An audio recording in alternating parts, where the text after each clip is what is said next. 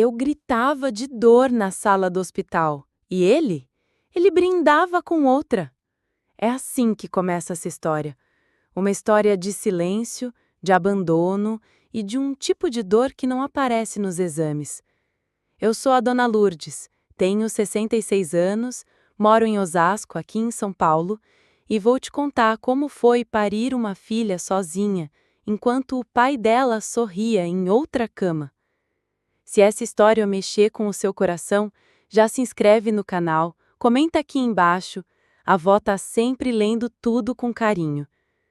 Agora senta aqui comigo, que essa lembrança ainda me queima o peito. Eu lembro do cheiro do álcool no ar, da luz fria do hospital, da minha mãe apertando minha mão com força, tentando ser forte por mim. Mas o que mais ficou na minha memória foi o silêncio do celular dele. Naquela noite, eu comecei a sentir as contrações ainda em casa. Tava com 39 semanas e 2 dias. A mala da maternidade já estava pronta, a lembrancinha de maternidade já estava na sacola, tudo preparado, menos ele. Ele tinha saído no final da tarde, dizendo que ia resolver umas coisas do trabalho. Disse que voltava antes do jantar. Eu acreditei. Eu sempre acreditava. Mas o tempo passou e nada.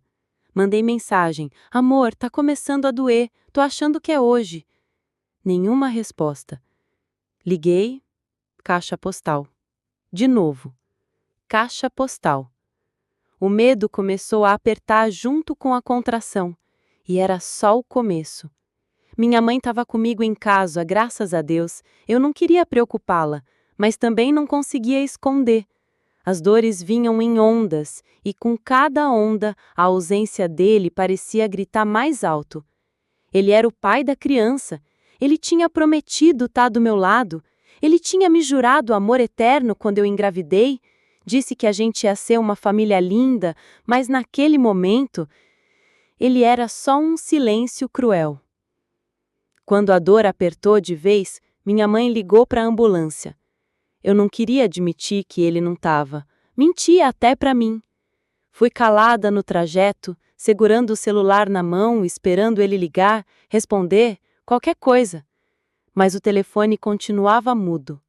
Mais mudo que o pai da minha filha. Chegando no hospital, a enfermeira perguntou com carinho: cadê o pai, minha flor? E eu menti. Tá vindo, ele estava no trânsito. Foi a primeira de muitas mentiras que eu contei para proteger um homem que nunca me protegeu. O parto não foi fácil. Minha pressão subiu, tive febre, o colo demorou a dilatar. A dor era absurda, mas juro para você, filha, que o que mais doía era imaginar ele rindo com outra enquanto eu chorava sozinha. Tinha algo muito pior que a contração rasgando o meu corpo. Era a traição me dilacerando por dentro. Quando finalmente entrei na sala de parto, a médica me olhou nos olhos e disse que precisava da minha força. E eu só pensava, mas a minha força tá quebrada. Ele levou ela com ele quando sumiu? Tentei focar. Respirei fundo, gritei. Senti o mundo girar.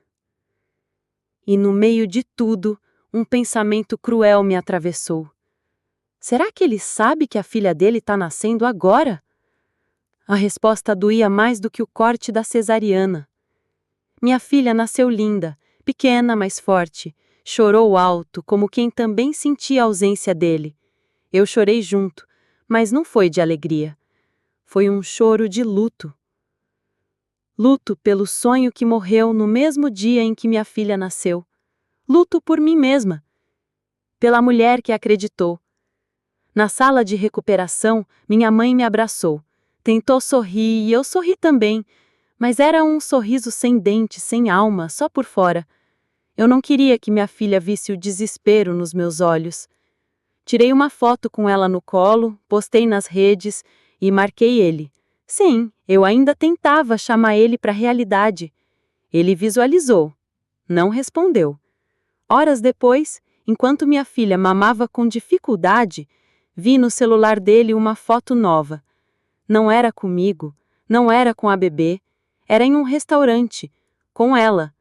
A legenda era uma piada qualquer, algo como melhor companhia da noite. E a data? A hora? Era exatamente a mesma da hora do nascimento. Enquanto eu sangrava de vida, ele sorria com outra mulher. Respirei fundo, engoli o choro. Não podia secar o leite.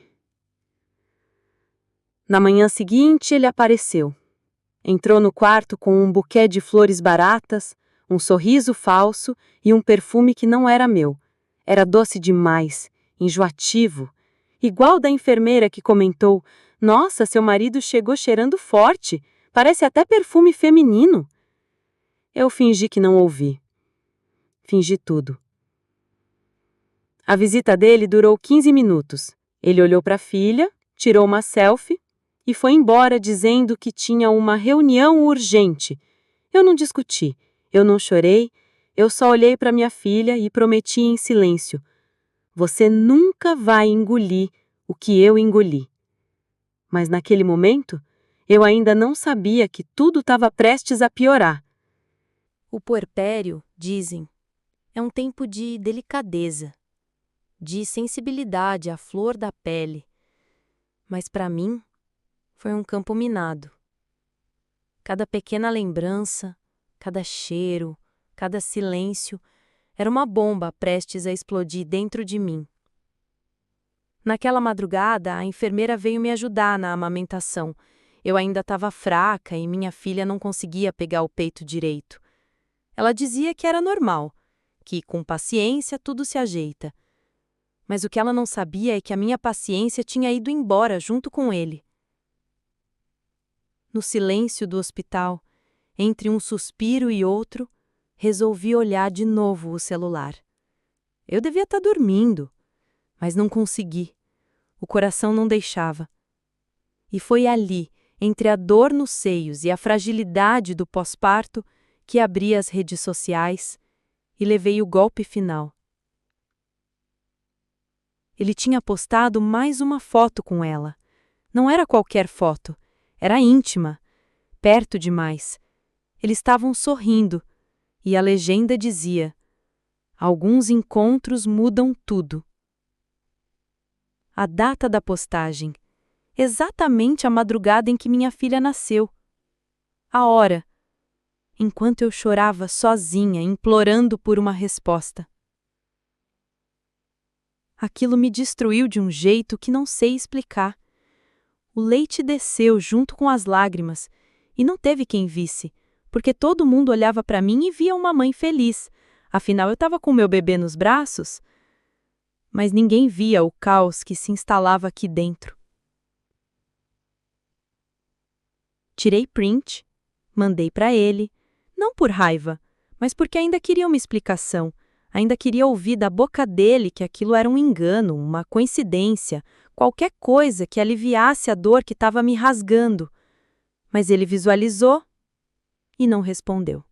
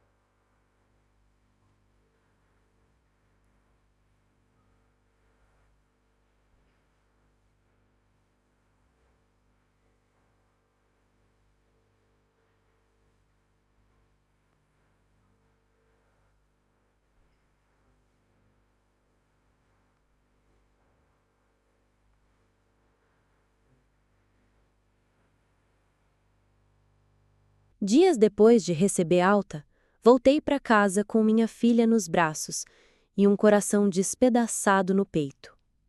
A casa que antes tinha cheiro de lar, agora cheirava a mentira. E, por ironia do destino, foi justamente o cheiro que me fez desmoronar de vez. Na primeira visita dele, se é que posso chamar de visita, ele apareceu sem avisar. Disse que queria ver a filha, que estava com saudades, e eu, idiota, ainda desejei que fosse verdade. Preparei o ambiente, coloquei uma roupinha bonita nela, dei de mamar antes para ela estar tranquila.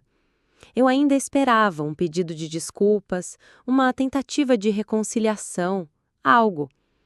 Mas quando ele entrou pela porta, algo no ar me deu um nó na garganta.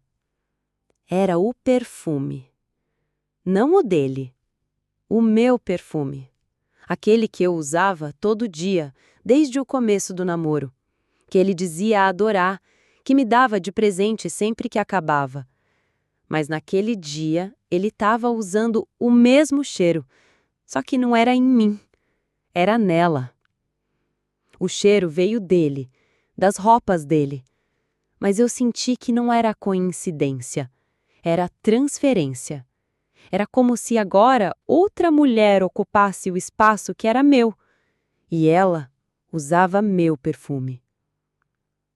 Eu congelei. Fiquei paralisada com minha filha no colo. Ele nem notou. Chegou, pegou o bebê no colo como se nada tivesse acontecido. Brincou com ela por 2 minutos e disse que precisava ir, que estava com pressa, que tinha compromissos. Ele não perguntou como eu estava, não quis saber como foi o parto, não perguntou se eu estava me recuperando bem, nada. Era como se eu fosse só a mulher que gerou a filha dele. E mais nada. Quando ele saiu, o cheiro ficou na sala, entranhado no sofá, na coberta, no ar. Era o meu perfume, mas não era mais meu. Fiquei olhando para o vazio. Senti um enjoo que não vinha da barriga, mas da alma. Corri para o banheiro e chorei em silêncio para minha filha não ouvir. Depois daquele dia, comecei a ter aversão a tudo que me lembrava ele. O sabonete, o shampoo, até as músicas que a gente ouvia juntos. Passei a evitar o espelho. Me sentia feia, usada, descartável, como se minha função tivesse acabado depois do parto. O mais cruel é que eu não podia desabar, porque tinha um bebê me esperando, uma vida inteira que dependia da minha força, mesmo quando eu não tinha nenhuma mais. E ele postava fotos com ela, com legenda fofa, com frases prontas de amor. Eu, que tinha sido chamada de minha vida por tantos anos, agora era só a mãe da filha dele. Chegou um ponto em que eu tive que bloquear. As redes, o número, tudo, porque cada notificação era uma facada. Cada nova postagem dele era como se ele esfregasse na minha cara. Você perdeu. E foi aí que eu entendi. Ele nunca teve coragem de me dizer que já amava outra. Ele esperou o momento mais vulnerável da minha vida, o parto, para me abandonar. Como se, naquele instante, eu tivesse fraca demais para reagir. E talvez eu estivesse mesmo. Mas fraca não significa burra, nem cega. Eu comecei a juntar os cacos, um por um, a reconstruir minha rotina sem ele, a dar conta das mamadas, das fraldas, do sono picado, tudo sozinha. E sabe o que me segurou? O olhar da minha filha. Um olhar limpo, puro, que ainda não conhecia o abandono e que eu faria de tudo para proteger. Comecei a terapia com a ajuda da minha irmã. Falei da dor, do perfume, da foto, da traição. Cada sessão era um grito preso que eu conseguia soltar. E aos poucos, fui entendendo que o problema não era comigo. Nunca foi.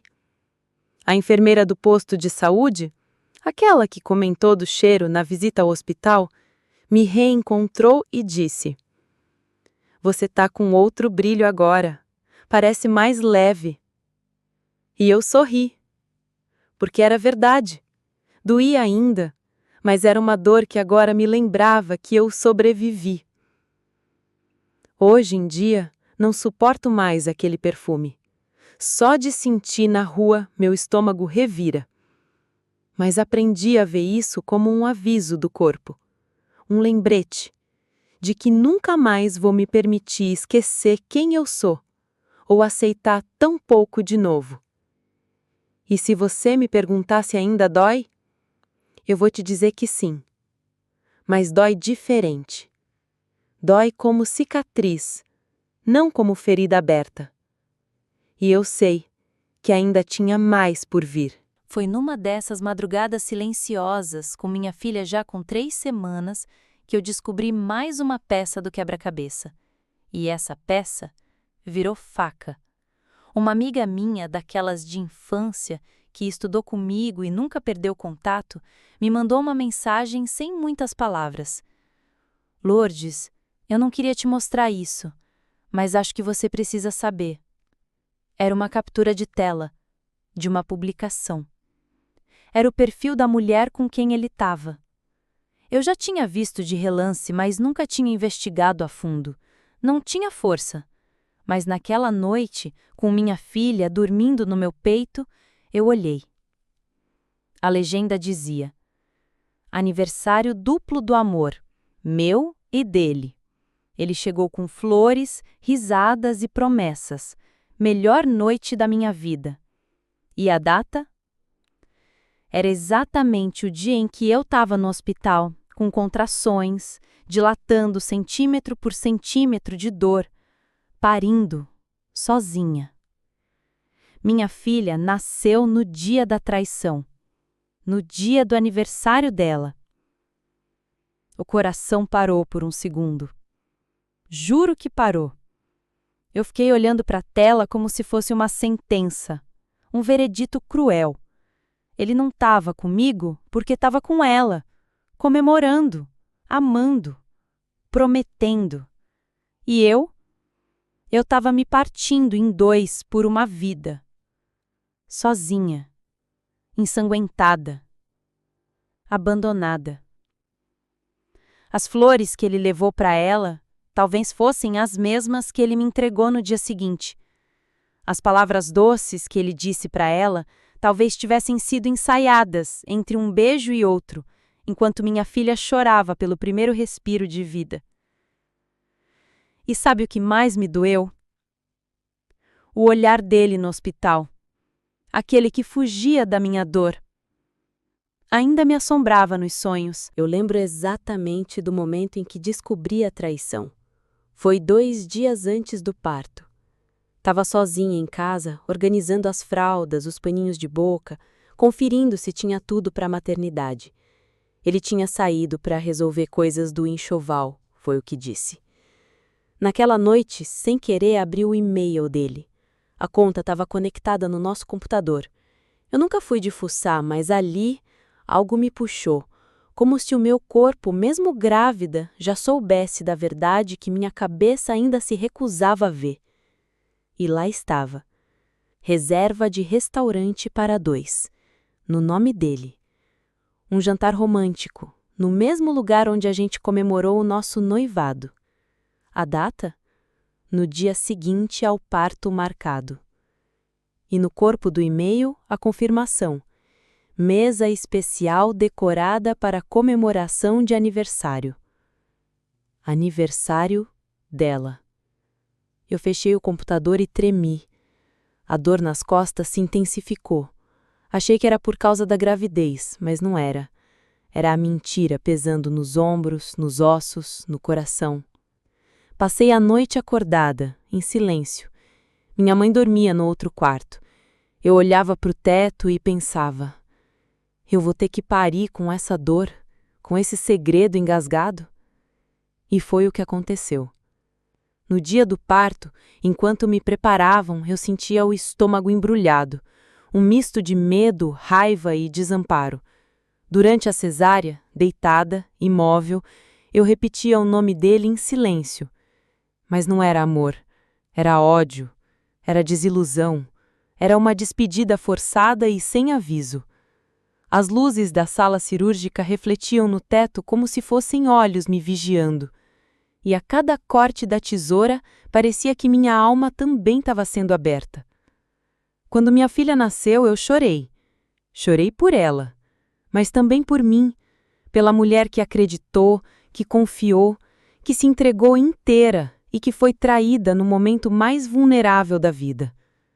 No quarto, enquanto segurava minha filha com a força que me restava, ouvi o celular dele apitar.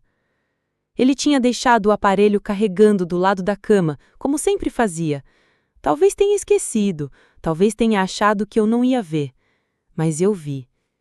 Vi a tela acender com o nome dela. Boa sorte hoje, amanhã é nosso dia. Senti o mundo ruir por dentro. Mas olhei para o bebê no meu colo e não chorei. Não podia, porque cada lágrima parecia uma ameaça ao leite que eu ainda precisava produzir, e eu sabia que se o leite secasse, seria como se ele tivesse me vencido por dentro. Prometi ali, olhando nos olhos dela: você nunca vai ter que engolir o que eu engoli. Porque engolir a traição foi só o começo. Engolir o abandono, a ausência, as mentiras, era um veneno diário. Quando ele voltou para o quarto, agindo como se nada tivesse acontecido, eu já não era mais a mesma. Tinha algo quebrado em mim. Mas era uma quebra silenciosa, daquelas que ninguém vê de fora, mas que muda tudo por dentro. Ele perguntou se eu precisava de algo. Preciso de verdade, respondi. Ele riu, sem entender. E foi isso. Ele não entendeu, nunca entendeu, nunca quis entender. Minha mãe notou minha mudança. Disse que eu estava mais fria, que parecia distante.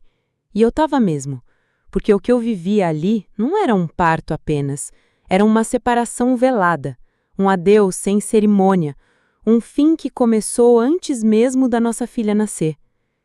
Depois que voltei para casa, tomei uma decisão. Eu ia me curar em silêncio, sem cena, sem escândalo, só com dignidade. Comecei a registrar tudo: mensagens, horários, ausências, promessas quebradas, não para me vingar, mas para me proteger. Sabia que um dia ele poderia querer tirar a minha filha de mim, e eu precisava estar pronta. Fiz tudo em segredo. Enquanto ele aparecia sorrindo no Instagram, eu construía minha fortaleza nos bastidores. E a cada nova ausência dele, eu ficava mais forte. No fundo, eu sabia.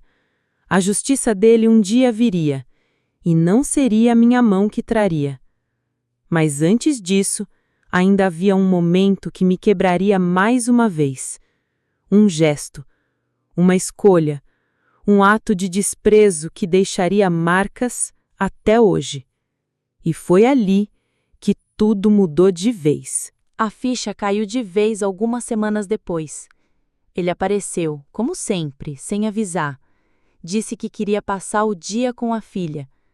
Eu estava exausta. Tinha passado a madrugada com ela acordada por conta da cólica.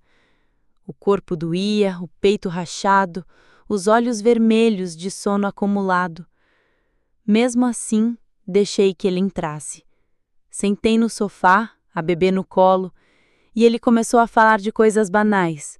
Futebol, trabalho, um projeto novo, como se estivéssemos em qualquer outro momento da vida, como se nada tivesse acontecido. Eu escutava calada, sem responder.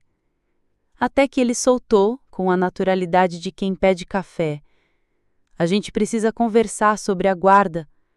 Quero um fim de semana com ela daqui a 2 semanas. Foi como um tapa. Guarda? Perguntei, tentando manter a voz firme. É, você sabe que eu tenho o direito. Não vou deixar de ser pai por causa do que aconteceu entre a gente. Do que aconteceu entre a gente. A traição, o abandono, a ausência, o sumiço no parto. Tudo isso agora era reduzido a uma expressão neutra, covarde, apagada.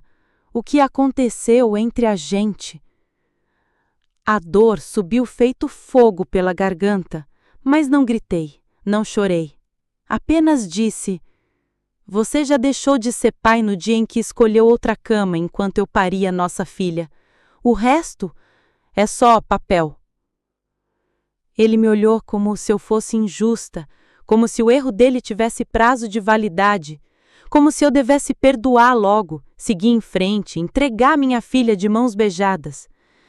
Mas eu já não era a mesma mulher. A partir daquele dia, a separação começou. Oficial ou não, a ruptura já estava em curso desde o momento em que ele escolheu o próprio prazer em vez da nossa dor compartilhada. No hospital eu já tinha sentido, ele não estava mais com a gente. O corpo até estava presente por alguns minutos, mas o olhar estava longe, no celular, na outra mulher, em qualquer lugar, menos ali, onde eu precisava dele. E a ausência, minha filha, ela grita, ela fala, ela machuca. Passei os meses seguintes sendo mãe e detetive, como já te contei. Tive que descobrir o endereço dele, os horários em que a filha poderia ser entregue, quais as intenções dele, porque eu sabia que uma hora ele tentaria ser o pai do Instagram, o que aparece em datas comemorativas, mas foge do boletim, da febre, do medo da primeira vacina. E ele tentou. Fez ensaio fotográfico com a filha sem me avisar. Publicou fotos com legendas emocionadas que pareciam feitas para comover os outros, não para conectar com ela. E, claro, os seguidores adoravam. Que pai maravilhoso, diziam. Que linda essa conexão, comentavam. Conexão? Ele não sabia sequer a marca da fralda que ela usava. Nunca tinha trocado uma. Nunca segurou a cabecinha dela com firmeza no banho. Nunca ficou acordado na madrugada tentando entender o motivo do choro. Mas eu sim. E era por isso que, mesmo com medo, com cansaço, com tudo contra mim, eu me separei com um bebê no colo e nenhuma rede de apoio. A minha mãe ajudava quando podia, mas era idosa e já não tinha a força de antes. Minhas amigas, a maioria sumiu, algumas por desconforto, outras por não saberem o que dizer. E eu não culpava. A dor assusta, o abandono silencia quem não sabe sentir junto. Fui aprendendo a ser rede para mim mesma, a me sustentar no próprio colo, a amamentar com uma mão e preencher papelada de separação com a outra, a chorar no banho, silenciosamente, para não assustar minha filha. Houve dias em que quis desistir, que me questionei se valia a pena continuar sendo forte, que desejei sumir, dormir por dias, acordar em outra vida. Mas aí ela me chamava com aquele chorinho fininho e tudo se ressignificava, porque no meio do caos, do luto, da falta, ela era a vida, ela era renascimento. E eu prometi, desde aquele parto silencioso, ela vai crescer cercada de amor, mesmo que o pai não saiba o que isso significa. Só que antes da reconstrução, ainda viria mais uma ferida, uma última humilhação. E essa eu jamais poderia esquecer. Eu nunca esqueço da conversa que tive com a médica no dia da minha alta. Ela entrou no quarto, com um sorriso sincero, disse que minha recuperação estava sendo boa, que o corte da cesárea estava cicatrizando bem e me parabenizou pela bebê linda. Você tem uma filha maravilhosa, vai ser uma mãe incrível. Eu sorri, agradeci e fiquei com aquela frase ecoando dentro de mim. parabéns. Porque o pai dela não me deu nenhum. Naquele mesmo dia, quando cheguei em casa, olhei o celular e lá estava. Ele tinha postado uma sequência de stories em um restaurante. Risos, pratos elaborados, taça de vinho, música ao fundo e ela, a outra, sentada na frente dele, os dois brindando, felizes. Na legenda, nada como comemorar a vida com quem te faz sorrir de verdade. Sabe qual era o horário da reserva? Exatamente o mesmo em que a médica me parabenizou. Enquanto eu paria, ele sorria com outra mulher. Enquanto minha barriga ainda tinha pontos, o rosto dele brilhava sob a luz de velas românticas.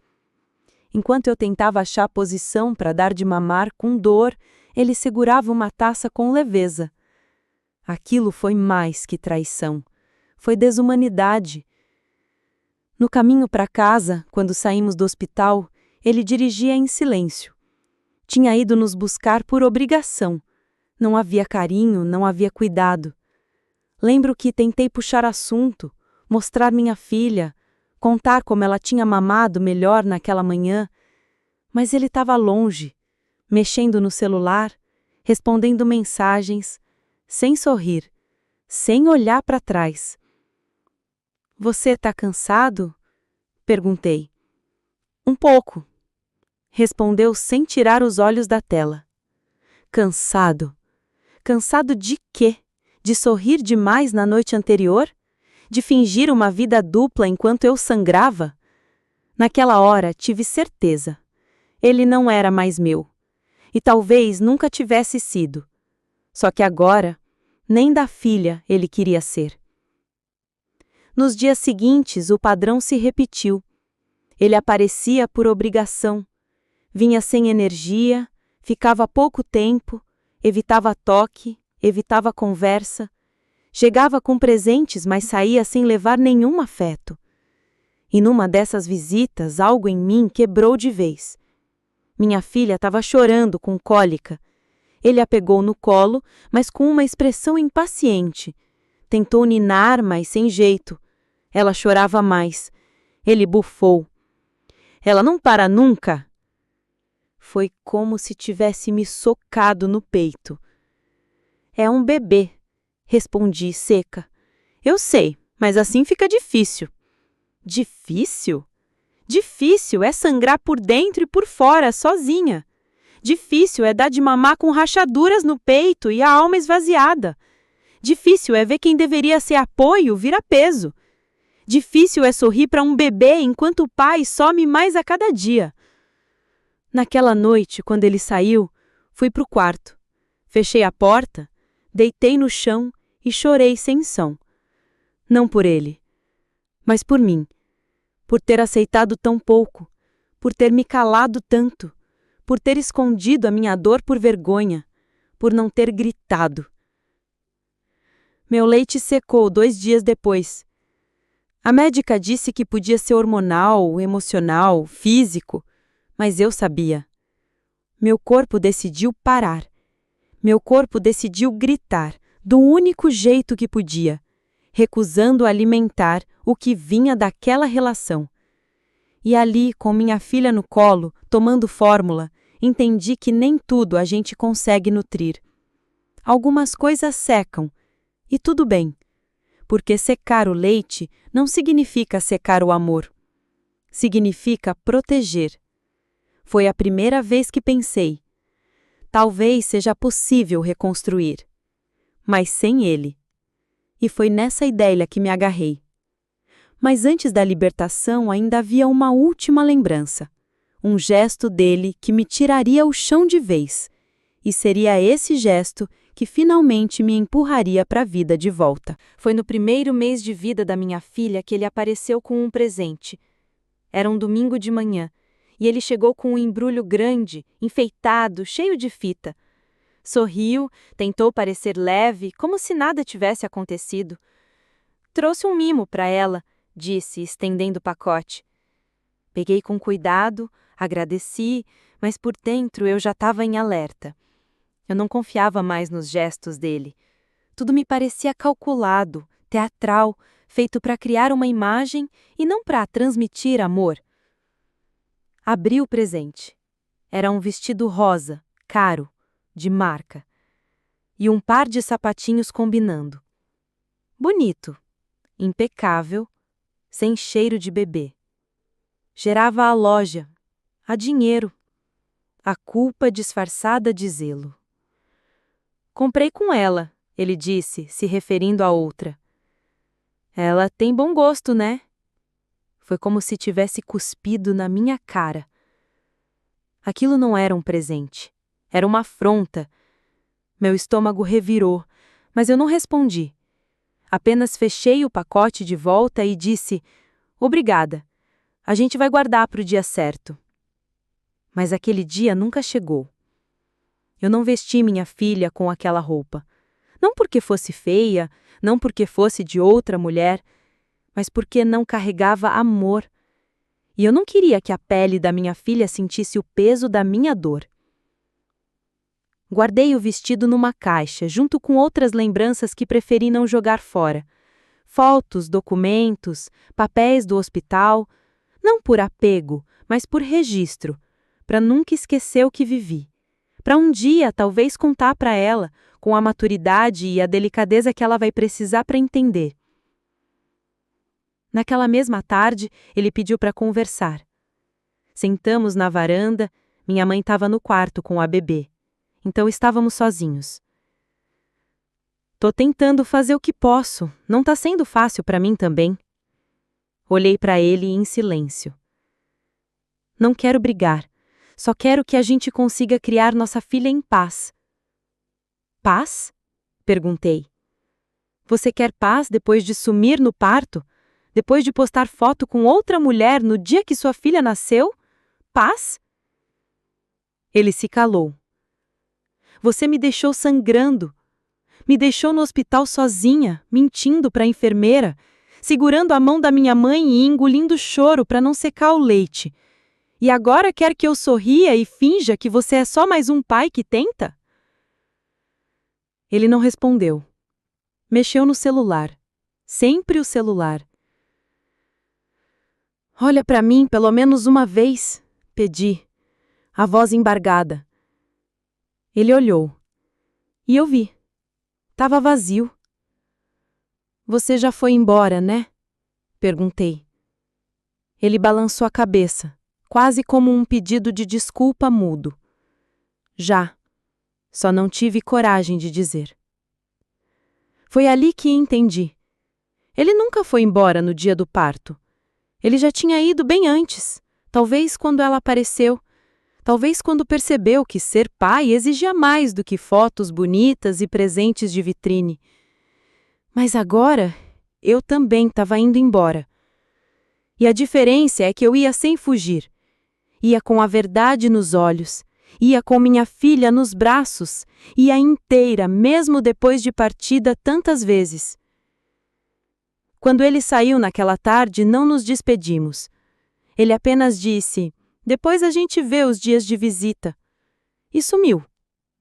De novo. Mas dessa vez eu não sofri. Só fechei a porta com firmeza. Não por raiva, mas por dignidade. A partir dali, comecei a viver uma nova vida. Não perfeita, não fácil, mas minha. Passei a andar com minha filha no carrinho pelas ruas do bairro, comecei a conversar com outras mães na praça, troquei receitas de papinha, compartilhei dicas, chorei em rodas de conversa e também sorri de novo. Descobri que havia outras mulheres como eu, que também foram deixadas, traídas, silenciadas, e ali naquela escuta mútua fui me curando. Comecei a escrever num caderno tudo o que eu sentia. Palavras soltas, memórias, frases que doíam. Chamei de Diário de uma Mãe que Pariu Sozinha. Nunca publiquei, nunca mostrei. Mas aquele caderno, nossa, me salvou. Porque ali eu gritava. Gritava o grito que ele nunca ouviu. o grito que a médica não percebeu, o grito mudo que veio junto com a placenta e ficou preso na garganta. E foi nesse processo que entendi que não era sobre ele. Nunca foi.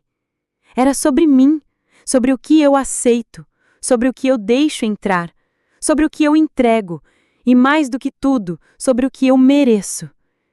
E eu mereço amor de verdade. Mas antes de me reconstruir por completo, ainda faltava um último gesto, um símbolo de libertação, algo que selaria de vez o fim daquilo que nunca deveria ter começado daquele jeito. E foi com esse gesto que finalmente renasci. Eu não acredito muito em rituais, ou pelo menos não acreditava. Mas a dor, quando é profunda demais, pede gesto, pede corpo, pede movimento.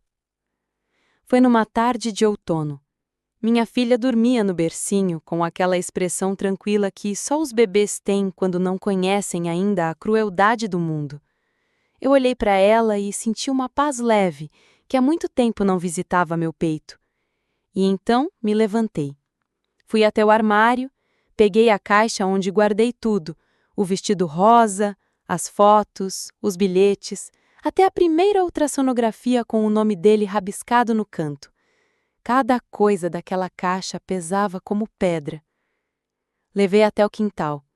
Estendi um pano no chão, sentei, respirei fundo e um por um fui tirando os itens. Olhava, lembrava e soltava. Coloquei tudo ali. Não era para queimar, nem para jogar fora. Era só para ver. Pela última vez. Não com dor, mas com consciência. Parei em frente àquela caixa e pela primeira vez falei em voz alta, mesmo que ninguém escutasse. Obrigada por ter me mostrado quem você era antes que fosse tarde demais. Obrigada por ter ido, porque se tivesse ficado, talvez eu tivesse morrido por dentro. E chorei. Mas foi um choro diferente. Não era desespero, era alívio, era despedida. Depois, fechei a caixa, amarrei com um laço e coloquei num armário alto, fora do alcance da minha filha. Não como segredo, mas como lembrança. Um marco, um limite. Voltei para dentro, me olhei no espelho do banheiro e disse para mim mesma: você sobreviveu. E eu tinha sobrevivido. Ao abandono, à solidão, ao parto sem apoio, às noites em claro, ao leite que secou, à ausência de rede, à dor do desprezo. Eu tinha passado por tudo isso e estava de pé. Não era a mesma mulher, era outra, mais firme, mais consciente, mais inteira. E o mais importante, eu estava viva, por mim, pela minha filha, pela mulher que eu me recusei a deixar morrer. Na semana seguinte, fiz algo simbólico. Troquei de perfume. Parece banal, eu sei, mas para mim era tudo. Aquele cheiro que me fazia vomitar lembranças foi substituído por um novo aroma, um que eu escolhi sozinha. Um que não lembrava ninguém, só a mim. Passei no pescoço, no pulso, no colo e sorri. Era o cheiro da minha nova história. E como se o universo entendesse, minha filha me olhou naquela manhã e deu seu primeiro sorriso consciente. Não foi reflexo, foi escolha, foi presença. E naquele sorriso eu renasci. Mas a vida, filha, sempre tem mais um teste. E o dele viria meses depois, quando ele apareceria com um pedido inesperado, um que colocaria à prova tudo o que eu tinha construído. E ali, diante dessa nova decisão, eu entenderia que o verdadeiro perdão não mora nas palavras, mora nas escolhas que a gente faz em silêncio. Ela já estava com quase 7 meses quando ele apareceu de novo. Dessa vez, com um olhar mais baixo, voz mais contida, como quem sabe que perdeu, mas ainda tenta segurar o que restou. Veio com um pedido. Disse que estava se separando da outra mulher, que as coisas não tinham dado certo, que a vida estava complicada, que ele andava repensando tudo, e então soltou. Queria tentar de novo com você, pela nossa filha. Por um segundo, o tempo parou. Não porque eu cogitei aceitar, mas porque naquele momento percebi. O ciclo estava se repetindo. Só que agora quem tinha o poder da escolha era eu. Eu olhei para ele, para aquele homem que um dia eu amei, que eu imaginei segurando minha mão no parto, que eu sonhei ao meu lado no primeiro banho da nossa filha, no primeiro dentinho, na primeira febre. Mas ele não teve. Nunca teve. E agora, com a mesma boca que sorriu com outra mulher enquanto eu gritava no hospital, ele vinha dizer que queria tentar de novo. Como se fosse sobre tentar. Como se a dor tivesse prazo. Como se fosse possível voltar no tempo e colar os cacos de um vaso que ele próprio chutou. Respirei fundo, me levantei e disse com calma: a nossa filha merece um pai presente. E se você quiser ser isso, será bem-vindo. Mas entre você e eu, acabou. Morreu no hospital, quando você escolheu sorrir com outra mulher enquanto eu sangrava de vida. Ele tentou argumentar. Disse que estava confuso, que se sentia culpado, que achava que eu ainda o amava. Acha mesmo? Perguntei, olhando fundo nos olhos dele. Você acha que amor sobrevive a um parto solitário? Silêncio. Eu não te odeio, mas também não te quero mais. Não como homem, não como companheiro. O que você quebrou não se conserta com presença atrasada. Ele assentiu. Talvez pela primeira vez tenha entendido. Talvez não, mas já não importava, porque naquele dia eu fui minha própria testemunha de superação. Eu disse não, e não tremi. Ele saiu com a cabeça baixa e, curiosamente, não senti raiva, nem mágoa, nem alívio. Senti paz, porque quando a gente para de pedir migalhas de quem nunca nos serviu um prato inteiro, a fome de amor próprio começa a ser saciada. Naquela noite escrevi no meu diário: hoje fechei a última janela, por onde o vento do passado ainda entrava, e descobri que a casa em que eu habito agora é firme, é segura, é minha. E dormi tranquila, pela primeira vez em muito tempo. Minha filha ao meu lado respirava fundo, e cada respiração dela era um lembrete. Eu não falhei, eu resisti, eu refiz, eu renasci. Mas antes de encerrar essa história, ainda quero te contar como, anos depois, esse passado voltou de forma inesperada e me ensinou algo que nenhuma dor, nenhum parto, nenhuma separação conseguiu me ensinar: que a verdadeira vitória não mora no fim, mora na leveza do que você carrega ao longo do caminho. Anos se passaram. Minha filha já estava com 9 anos. Uma menina linda, cheia de vida, curiosa, doce e com uma sensibilidade que me comovia. Ela sabia, de alguma forma, tudo o que precisei esconder dela nos primeiros anos. Mas sabia do jeito que crianças especiais sabem, sem palavras, só com o olhar. O pai dela sumia e aparecia, nunca de forma consistente. Prometia coisas, quebrava outras, e eu, com muito esforço, tentava não contaminar o coração dela com as minhas dores. Mas teve um dia que o passado voltou. Não como ameaça, mas como um convite disfarçado. Estávamos na porta de casa, voltando da escola, quando ele apareceu. Magro, abatido, com o olhar perdido. "Podemos conversar?" disse. Minha filha correu para dentro. Ela já entendia os climas, já sentia os silêncios. Ele ficou ali, parado, meio sem jeito. E eu, mesmo surpresa, fiquei firme. "O que você quer?" Ele respirou fundo, tirou o envelope do bolso. "É uma carta. Escrevi para você. Não vou insistir nem pedir nada, só queria que lesse." Peguei o envelope, por respeito, não por vontade. Ele foi embora sem dizer mais nada. E eu fiquei ali, com aquele papel entre os dedos, lembrando de todas as vezes em que segurei o celular esperando uma mensagem dele no dia do parto. Lembrando do sangue, do silêncio, da foto com a outra, do perfume. Levei 2 dias para ter coragem de abrir. E quando abri, li tudo de uma vez só. Era um pedido de perdão, um relato confuso, cheio de arrependimentos tardios. Ele dizia que nunca entendeu a gravidade do que fez, que achava que poderia equilibrar tudo, que não sabia lidar com as próprias inseguranças, que via hoje, com distância, o quanto foi cruel. Disse que tinha vergonha, que carregava a culpa, que tinha perdido muitas coisas depois de mim e que, acima de tudo, me admirava. E no fim da carta, uma frase: "Você foi mais forte do que eu jamais consegui ser, e por isso eu nunca consegui te esquecer." Fechei a carta, respirei fundo. Não chorei, não sorri, não doeu. Apenas passou. Ali, naquela leitura, eu entendi que o ciclo finalmente se encerrava, que eu não precisava de mais nada dele, nem de mais uma desculpa, nem mais uma ausência, nem mesmo de uma justificativa. Porque quando a gente se cura, a dor do outro já não fere, no máximo ensina. Guardei a carta no fundo da mesma caixa onde estava o vestido rosa, e naquela noite olhei para minha filha dormindo e pensei: ela nunca vai saber o quanto me doeu. E isso é a maior herança que eu posso deixar para ela.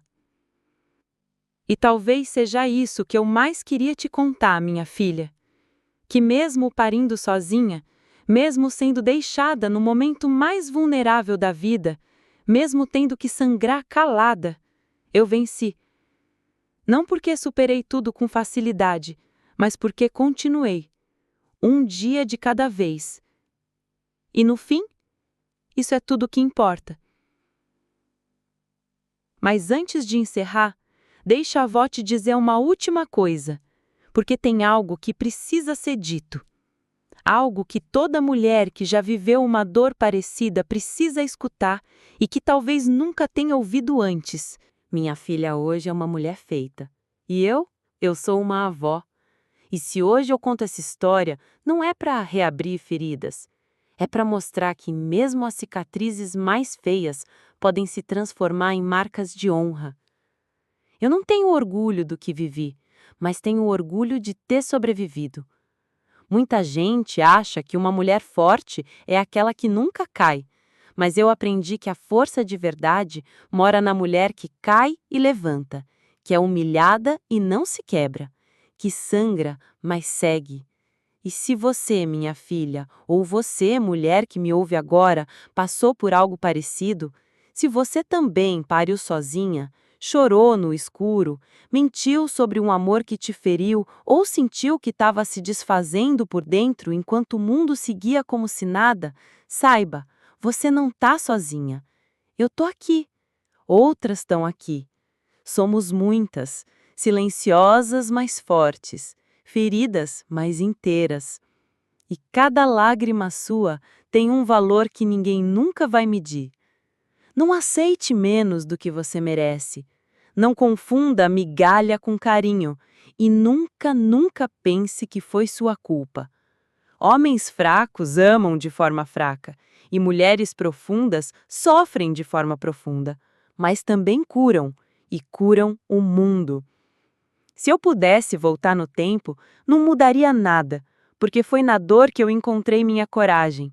Foi no abandono que eu descobri meu próprio colo. E foi na solidão que eu percebi, eu nunca estive só. Eu sempre estive comigo.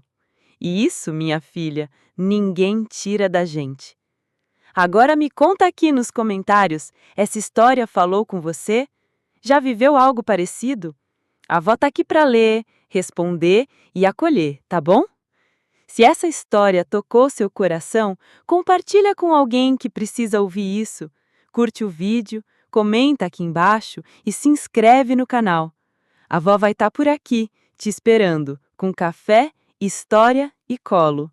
Até a próxima, minha filha. Com carinho, Dona Lourdes.